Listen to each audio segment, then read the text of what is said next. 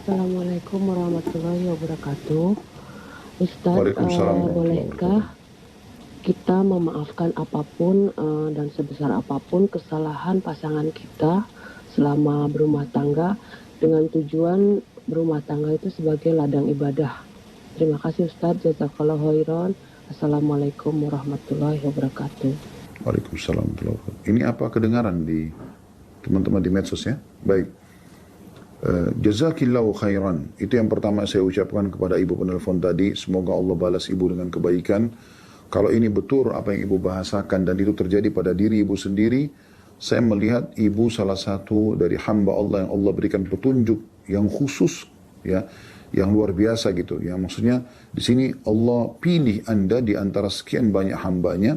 Walaupun mungkin ada juga orang yang Allah berikan seperti ini, ya, tapi bisanya Anda berbesar hati untuk terus memaafkan kesalahan pasangan dan memberikan kesempatan dia agar bisa bertaubat dan memperbaiki dengan niat menjadikan itu sebagai ajang pahala, itu luar biasa. Itu tanda-tanda keimanan, ya. Semoga Allah Subhanahu wa taala membalas ibu dengan sebesar-besarnya pahala dan Allah berikan hidayah kepada pasangan ibu agar beliau bisa sadar dan menjadi orang yang baik dan orang yang saleh dan menjadi suami yang baik untuk ibu tentunya. Dari Instagram yang sudah masuk, ya, pahala apa yang didapat dari kita ikhlas merawat suami yang sakit? Sangat besar. Suami Anda pengganti ayah Anda. Kalau saya tanya balik kepada penanya ini, kalau ayah Anda sakit lalu Anda rawat, Anda dapat apa? Pasti jawabannya spontan secara fitrah, ya, akan dapat pahala yang besar karena bakti pada ayah gitu ya. Sementara Anda kalau sudah menikah, maka suami itu di atas ayah. Kalau seandainya ayah ibu yang bertanya ini mengatakan, nak datang ke sini kunjungin saya misalnya. Lalu suami mengatakan jangan tinggalkan rumah. Maka Anda lebih wajib mengikuti suami Anda daripada ayah Anda. Bahkan subhanallah para istri yang pada saat dia meninggal suaminya ridho, maka dijamin baginya masuk surga. Bukan ayahnya lagi, bukan ibunya lagi. Kalau dia sudah berstatus istri. Ini pahalanya sangat besar. Tentu kita tidak bisa menyebutkan, oh pahalanya seperti haji dan umroh misalnya, karena kita tidak ada dalil khusus masalah itu. Tapi umumnya dalil-dalil yang ada tentang masalah tingginya kedudukan suami, seperti misalnya hadis Nabi SAW, istri manapun yang menjaga sholat 5 waktu, ya, berpuasa Ramadan, lalu kemudian mentaati dan melayani suaminya, kecuali pada saat meninggal, dia boleh pilih dari 8 pintu surga yang dia ingin masuk. Hanya dengan melakukan 3 hal ini. Sholat wajib, tidak disebutkan sholat sunnahnya. Puasa Ramadan, tidak disebutkan puasa sunnahnya. Kemudian mentaati suaminya, kecuali pasti dia akan masuk dari 8 pintu surga yang dia inginkan. Ya. Juga dalam hadis Nabi SAW, wanita ahli surga diantarakan, dalam riwayat lain, wanita yang terbaik diantarakan adalah wanita yang kalau engkau melihatnya untuk para suami, maka engkau akan senang, bahagia melihat dia kena senyumnya, kena penampilannya, kena segala macam. Dan kalau engkau perintahkan, maka dia akan mentaati. Serta kalau ya engkau sedang tidak bersamanya atau gaib, maka dia akan menjaga kehormatan, dia tidak selingkuh. Maka itu masuk dalam makna apa yang ibu tanyakan di sini ya, melakukan apa yang suami perintahkan. Tentu suami dalam kondisi sakit dia berharap bisa dilayani, dan itu bagian daripada ajang pahala yang sangat besar buat Anda. Allahu alam. Dan saya juga mengatakan kepada penanya ini, jazakillahu khairan, semoga Allah balas para wanita muslimah yang selalu memahami kedudukan dan hak suaminya, dan itu betul-betul bagian daripada syariat Allah Subhanahu wa taala yang harusnya dipertahankan dan diperjuangkan, bukan justru mengikuti hawa nafsu, bisikan-bisikan syaitan untuk membenci suami, menjadikan suami sebagai ajang untuk menghina, untuk menjatuhkan, untuk menguasai, dan akhirnya membengkalikan hak-hak dia. Allahu a'lam. Baik, silakan selanjutnya dari penelpon yang sudah masuk. Assalamualaikum warahmatullahi wabarakatuh. Waalaikumsalam warahmatullahi wabarakatuh. Assalamualaikum Ustaz. Semoga Ustaz, keluarga dan tim dan seluruh kaum muslimin dalam lindungan Allah Subhanahu wa taala. Allahumma amin. Jazakillahu khairan. Ya, silakan. Izin bertanya Ustaz, bagaimana cara menasihati ayah yang belum kenal agama dan cenderung dayuh kepada istri dan anaknya Ustaz? Dan dia kenapa? Dayuh Ustaz. Misalnya membiarkan anaknya keluar tanpa hijab kayak gitu Ustaz. Ya, the youth, baik. Nah, Baik. Saya sudah paham insya Allah. Bagaimana seorang anak menasihati ayahnya? Baik yang bicara ini adalah seperti tadi seorang akhwat kita atau seorang anak laki-laki sama. Menasihatin ayah, menasihatin suami, menasihatin saudara laki-laki, menasihatin anak laki-laki sama polanya. Laki-laki itu sudah sering kami ucapkan. Mereka punya jiwa kepemimpinan dalam dirinya yang dia tidak suka untuk digurui dan dihardik. Contoh misal, pada saat seorang ayah tidak sholat. Ya. Bagaimana caranya seorang anak menasihati sementara dia tahu sholat itu adalah kewajiban dalam Islam. Maka di sini kami mengatakan dia lihat kebiasaan ayahnya kira-kira yang bisa kita sampaikan dakwah pada dia seperti apa. Kalau dia biasa nonton YouTube, kita bisa kirimkan cuplikan ceramah. Kalau dia biasa baca artikel, kita bisa ambilkan dari Google. Kalau dia biasa baca buku, kita hadiahkan buku. Kalau tidak juga semuanya itu, maka kita mencari kira-kira dari pihak keluarga atau orang-orang terdekat beliau, dari sahabat-sahabatnya yang bisa diajak untuk berkomunikasi. Dan kita menjelaskan tentang pelanggaran agama ini dan kita berharap agar paman itu ya menceritakan atau memberikan masukan kepada ayah kita sambil kita doakan. Itu yang kami ketahui, itu cara yang terbaik itu ya. Ya, termasuk dalam masalah apapun, termasuk tadi disebutkan masalah dayuth ya. Bagi teman-teman yang belum tahu dayuth adalah seorang suami atau ayah yang membiarkan istri dan anak-anaknya melakukan pelanggaran agama tanpa dia menegur dengan alasan dia mencintai mereka, seperti tidak tutup aurat, pergaulan bebas dan seterusnya, yang lain-lainnya, pelanggaran narkotika, khamr dan yang lain-lain ini semua sama.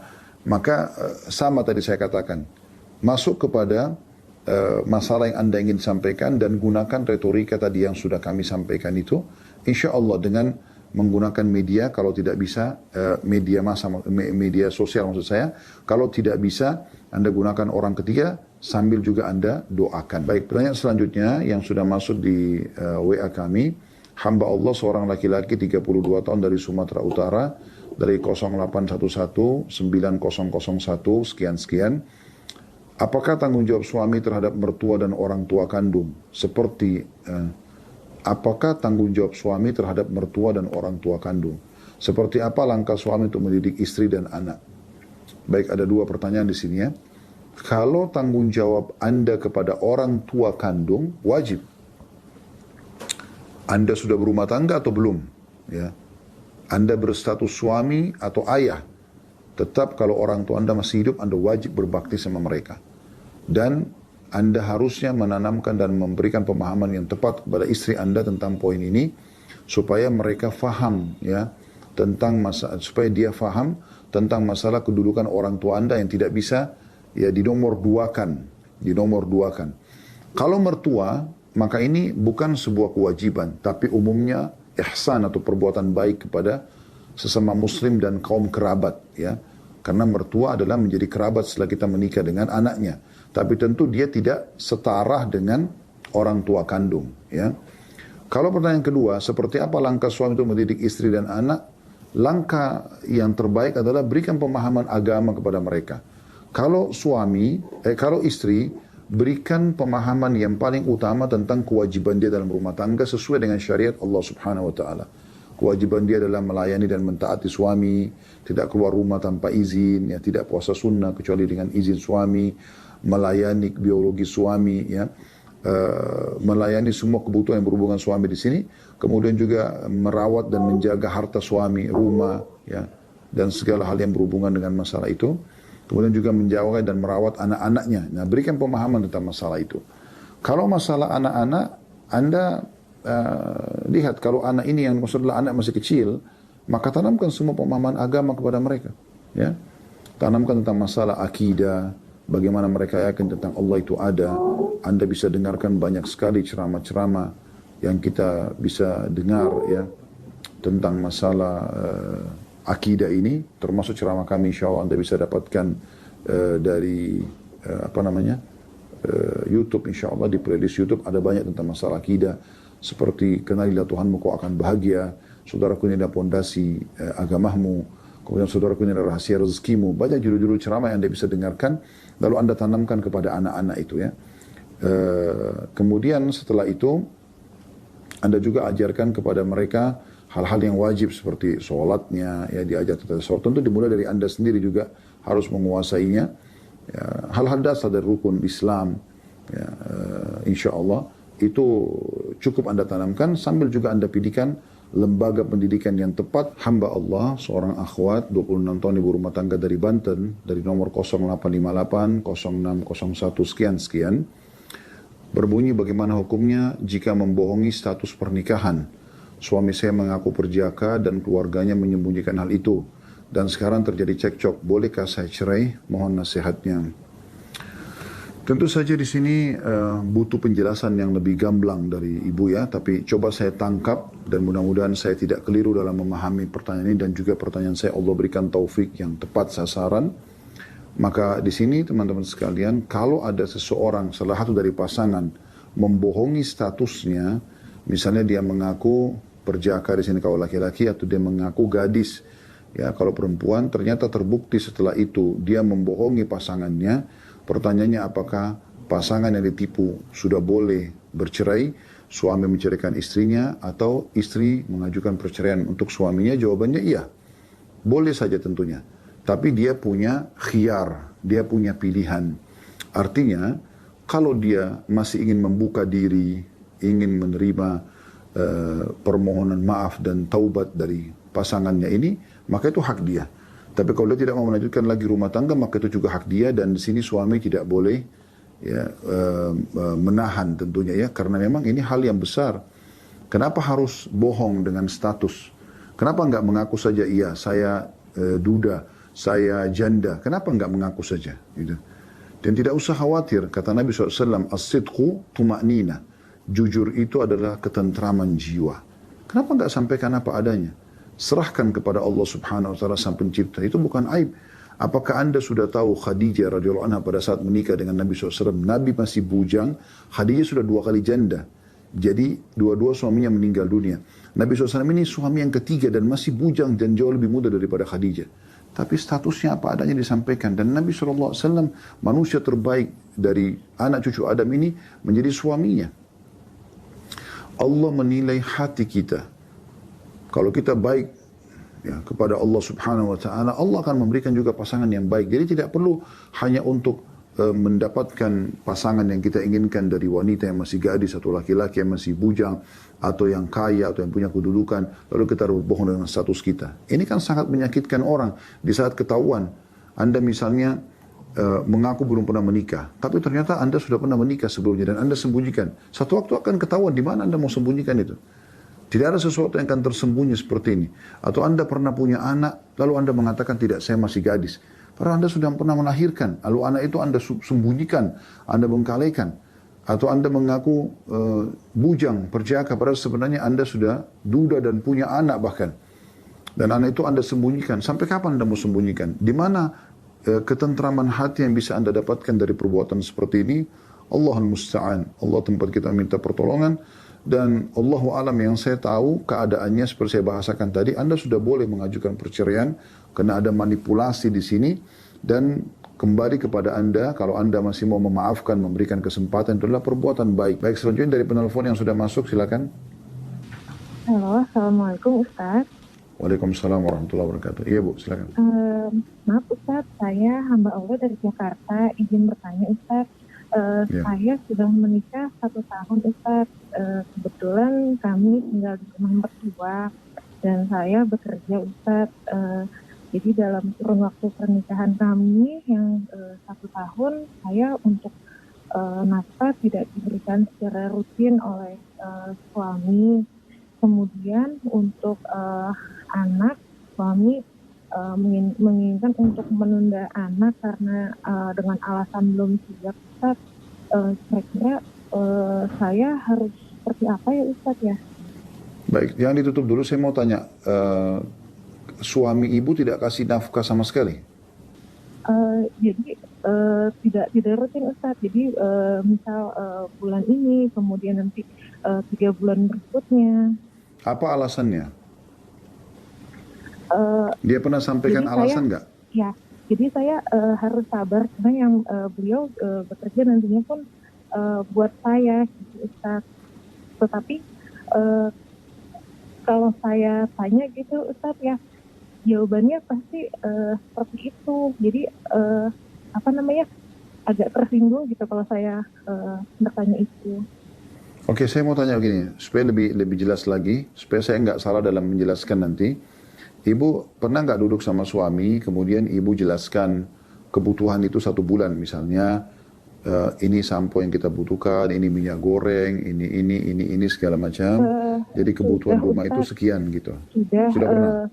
Beliau menjawab, beliau memberikan ke orang tuanya Ustaz. Jadi orang tuanya yang memanage. Itu seharusnya tidak boleh. Seharusnya tidak boleh. Dia harusnya mendahulukan nafkah istri sama anak, kemudian baru dia memberikan kepada orang tuanya. Itu yang harusnya hukum syar'inya begitu ya.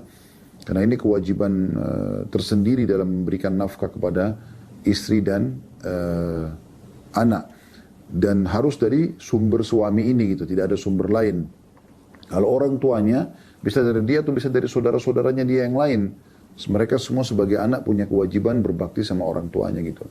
Jadi harusnya memang sang suami ini memahami kalau nafkah kebutuhan istri adalah sekian. Kalau saran saya sih, ibu tinggal coba duduk dan rincikan kembali kebutuhan dan saya melihat saya melihat jangan sampai suami ini berpikir karena ibu bekerja, jadi berarti ibu nggak perlu dikasih nafkah gitu. Nah berikan penjelasan gitu.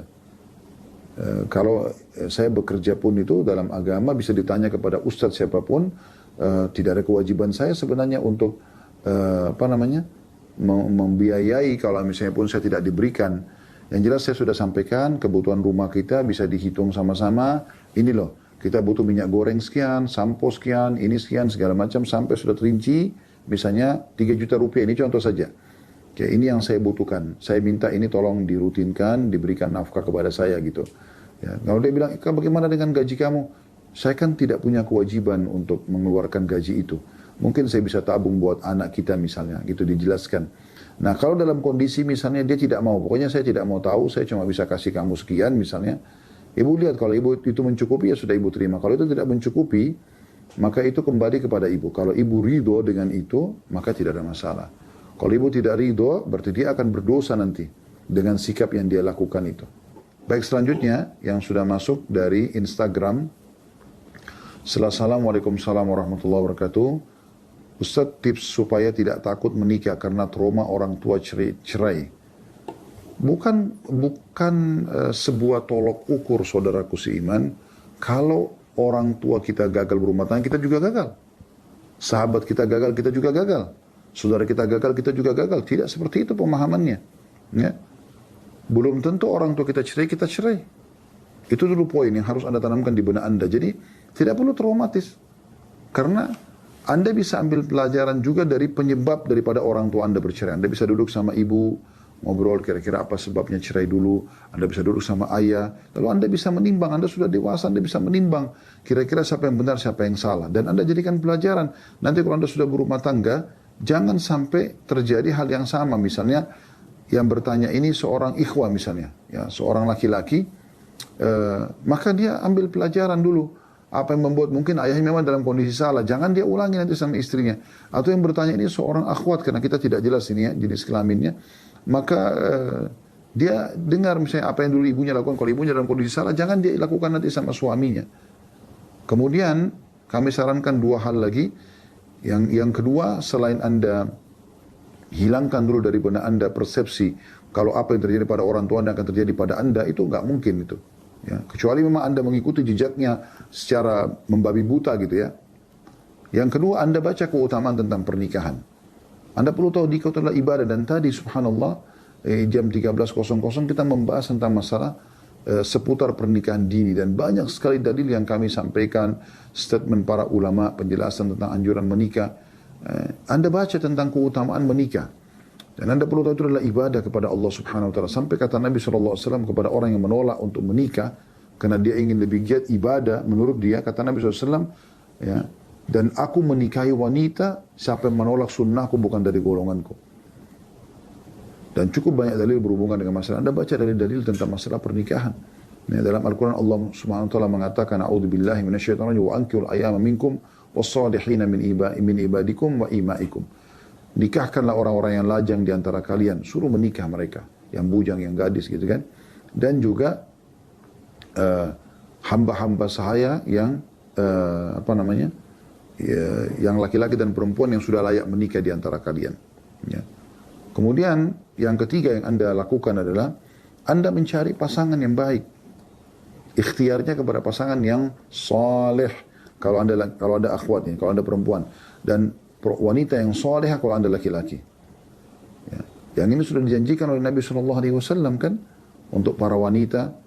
Ya, idza ja'akum man tardawna dinahu wa khuluquhu fazawwijuh. Kalau datang kepada kalian laki-laki yang kalian sudah ridhoi agama dan akhlaknya, bukan kayahnya, bukan jabatan, bukan titel akademiknya, bukan paras yang tampan, bukan kulit yang putih, bukan postur tubuh yang kekar, tapi Nabi sudah kasih patokan kalau mau bahagia agama dan akhlaknya, ya. Kalau kalian tidak lakukan, maka akan terjadi kerusakan. Ya. Kerusakan di muka bumi ini maksudnya di sini sebagian ulama hadis mengatakan perceraian. Jadi sudah jelas agama yang didahulukan. Insya Allah akan aman. Dan kata Nabi SAW, orang mukmin itu kalau mencintai, dia akan mencintai dengan tulus. Kalau dia tidak mencintai, maka dia tidak akan menzaliminya. Juga kalau Anda laki-laki, Anda ambil hadis Nabi SAW yang berbunyi tungkahul mar'a li arba'ah, wanita dinikahi karena 4 perkara, ya. Li jamaliha karena kecantikannya, wali hasabiha karena keturunannya, wali maliha karena kekayaannya, wali diniha dan karena agamanya, fadhfar bidzatid din taribat yadak. Pilih yang beragama, hidupmu akan bahagia. Jadi itu tolak ukurnya. Ya. Orang yang beragama saja kadang-kadang masih bisa digoda oleh syaitan, apalagi kalau orang jauh dari agama. Dan ini insya Allah akan menjauhkan Anda dari perceraian dengan izin Allah SWT. Dan kaidah penting dalam rumah tangga teman-teman sekalian. Selalu baik dengan pasangan, tulus karena Allah SWT, jalankan rumah tangga karena Allah SWT, dan orang yang salah minta maaf, orang yang benar memaafkan. Insya Allah akan langgeng rumah tangga itu, ya. Selama memang kesalahan itu bukan hal yang disengaja dirahasiakan, ya, seperti tadi ada penanya sebelumnya, ada orang yang mengaku perjaka atau yang mengaku gadis, tapi ternyata setelah berjalan rumah tangga ketahuan sudah duda, sudah janda, atau sudah pernah punya anak. Ini kan semua menyakiti perasaan pasangan. Sebagaimana tadi penanya pertama, ya, ditanya apakah boleh minta cerai, kami sudah jawab. Ustaz, saya izin bertanya, bagaimana jika kondisinya adalah orang tua kita, dalam hal ini ayah saya, itu tidak menafkahi istrinya, yaitu ibu saya, dan anak-anak sudah dari sejak lama, dan lebih sering meminta kepada anak gitu ya, dalam hal ini saya. Padahal saya sendiri sudah berkeluarga dan bertanggung jawabnya tentu pada suami. Dan jika keinginan ayah saya itu tidak dituruti, beliau tidak sungkan untuk marah dan mengeluarkan kata-kata yang kurang pantas ke saya, suami, dan juga ke ibu saya. Padahal kondisi ayah sendiri sampai saat ini alhamdulillah masih sehat walafiat. Jadi sebetulnya mungkin tidak ada alasan untuk tidak mencari nafkah, Ustaz. Mohon pencerahannya. Barakallahu fikum. Baik, tentu di sini Anda tidak punya kewajiban untuk membiayai ayah Anda. Karena tidak pernah ada dalam syariat Allah Subhanahu wa taala anak perempuan wajib membiayai ayahnya, gitu kan? Kalau anak laki-laki iya, kalau anak perempuan setahu saya tidak ada, apalagi Anda sudah berumah tangga. Memang Anda tidak punya kewajiban. Kalau dia minta, Anda bisa memberi kalau Anda punya kemampuan sebagai bentuk sedekah yang terbaik untuk orang tua. Tapi kalau Anda tidak mampu, Anda mengatakan saya tidak mampu. Ya itu sudah, atau saya tidak bisa. Itu bisa Anda jawab. Jadi insya Allah tidak masuk dalam bab durhaka di sini. Dan di sini khusus untuk ayah Anda, dia harus bertakwa kepada Allah SWT. Semoga Allah berikan hidayah. Ini tidak boleh sama sekali dia lakukan. Dia memarahi anak perempuannya dan memaksakan Anda untuk memenuhi kebutuhan dia ataupun memenuhi kewajiban dia yang harus dia keluarkan buat istri dan anak-anaknya. Ini tidak boleh sama sekali. Hukumnya haram dalam Islam. Karena Nabi SAW bersabda, kafa lil mar'i ithman an yudayyi'a man yaqutu. Sungguh sangat berat dosa bagi orang yang membengkalikan kewajibannya. Maksudnya dalam masalah nafkah di sini, ya. Dan ini tidak boleh. Saran kami kepada Anda penanya ini, yang pertama Anda doakan, tidak ada yang mustahil. Sekeras apapun hati seseorang, seburuk apapun sikap dan perbuatannya, maka tetap hati itu ada di genggaman Sang Pencipta Allah. Ya, makanya salah satu doa Nabi SAW, ya muqallibal qulub tsabbit qalbi ala dinik. Wahai yang membolak-balikkan hati manusia, kokohkanlah, tetapkanlah hatiku di atas agamamu. Kata Aisyah, ya Rasulullah, betapa seringnya saya dengar Anda baca doa ini gitu. Kata Nabi SAW, wahai Aisyah, sungguh hati itu berada di genggaman Sang Pencipta Allah. Allah bolak-balikkan siapa yang dia inginkan.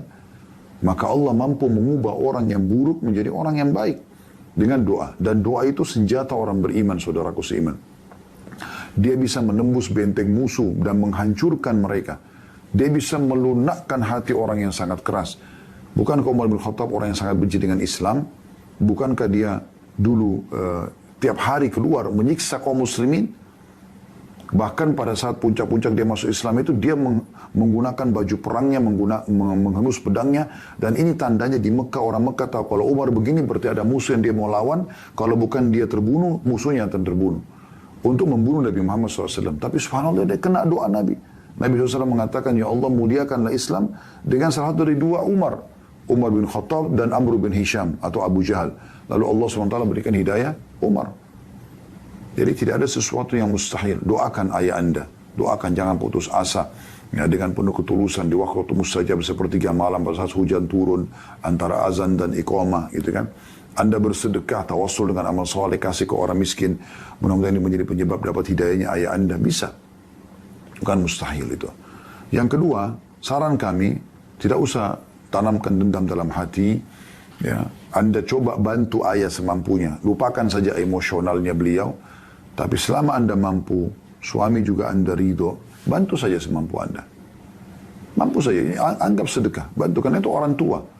Kata Nabi SAW, anta wa malika li abik, kau dan hartamu milik ayahmu. Memang sudah seperti itu, ya, hukum syariatnya. Maka kalau kita mampu kita lakukan, gitu kan. Tetapi bukan kewajiban bagi anak perempuan di saat dia sudah menikah seperti ini. Apalagi tadi Anda, kalau seperti yang Anda bahasakan ya, ayah Anda orang yang mampu gitu, bukan tidak mampu. Dia masih bisa bekerja dan seterusnya. Ya, ini Allahu alam dari kami. Mudah-mudahan bisa memecahkan permasalahan Anda insya Allah. Dan selebihnya Anda bersabar karena ini adalah cobaan dan orang semua akan diuji oleh Allah Subhanahu Wa Taala. Sebagaimana Allah Subhanahu Wa Taala sudah sebutkan dalam Al-Quran dalam surah Al-Baqarah ya. Dalam ayatnya yang nomor 155, A'udzubillahi minasyaitonir wa la nabluwannakum bisyai'in minal khauf. Kami pasti akan menguji kalian dengan sedikit rasa takut, kekhawatiran, wal-ju', lapar, wa naqsim minal amwali wal anfusi wath thamarat, dan kekurangan dalam kehilangan jiwa yang dicintai, harta dan juga hasil panen. Wa basyiris sabirin. Sampaikan berita gembira kepada orang-orang yang sabar. Itu 155, 156-nya, alladzina idza asabatu musibatun qalu inna lillahi wa inna ilaihi raji'un. Mereka yang kalau ditimpa musibah mereka mengatakan kami milik Allah, kami akan kembali kepada Allah. Lalu Allah bilang ulaika alaihim salawatu min rabbihim wa rahmah. Mereka orang-orang yang akan mendapatkan kasih sayang dari Tuhan mereka, solusi dari Tuhan mereka. Wa ulaika humul muhtadun, dan mereka adalah orang-orang yang mendapatkan petunjuk.